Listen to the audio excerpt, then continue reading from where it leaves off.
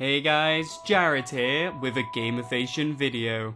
It appears that we have a brand new Smash Brothers theory on our hands, but what makes this one a little bit different from all the previous ones that I have discussed on this channel is that this one has actually been completely debunked. Now I know you're probably wondering why on earth I'm even talking about this then.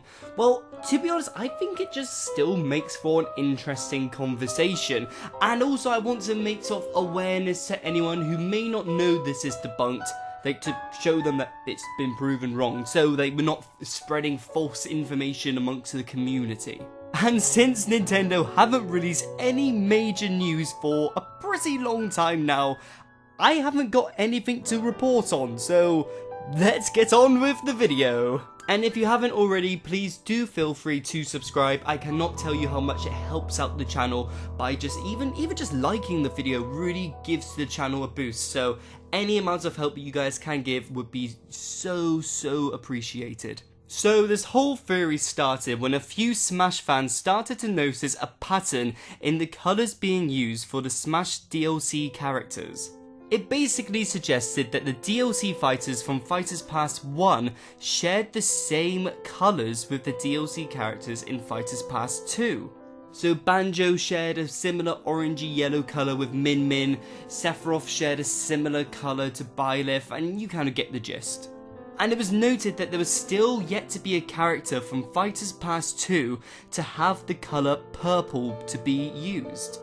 So just off this alone, this is an extremely flimsy prediction, as I'm sure the whole Smash team aren't sat around the table thinking that they need to have characters of a similar colour palette in order to make the DLC, because that's just utterly ridiculous.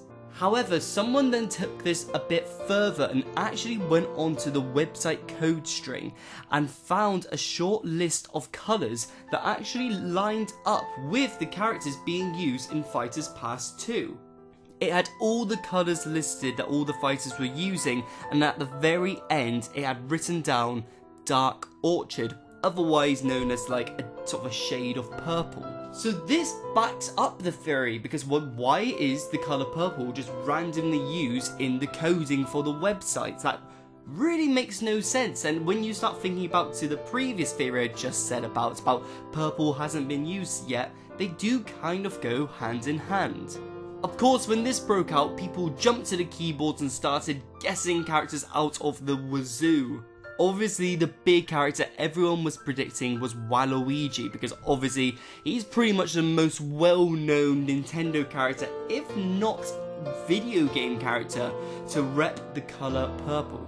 Other characters across the gaming industry have also been depicted with the colour purple, both first party and third party to Nintendo. Some of the big names were Spyro and Rayman, and Rayman has been a huge shout and a huge prediction that many people have had leading up to Smash Bros. Spyro seems a little bit far-fetched, as I think it would just blow everyone's minds why they would opt for Spyro and not Crash Bandicoot, so not too sure if that would have ever happened.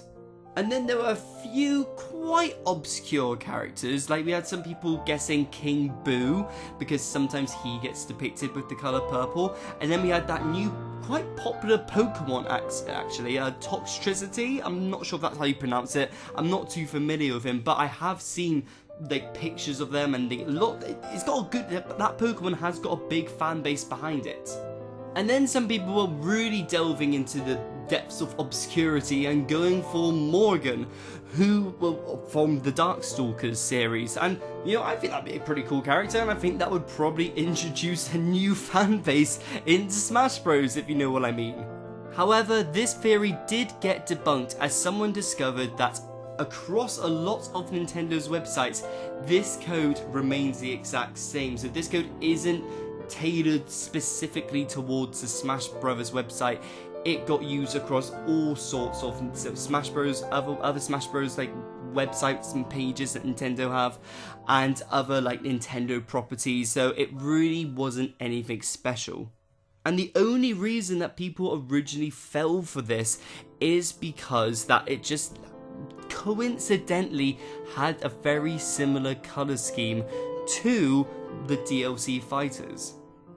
However, some people are questioning that, is this just a massive convenience, or is this actually proof that the final fighter is going to be depicted with the colour purple?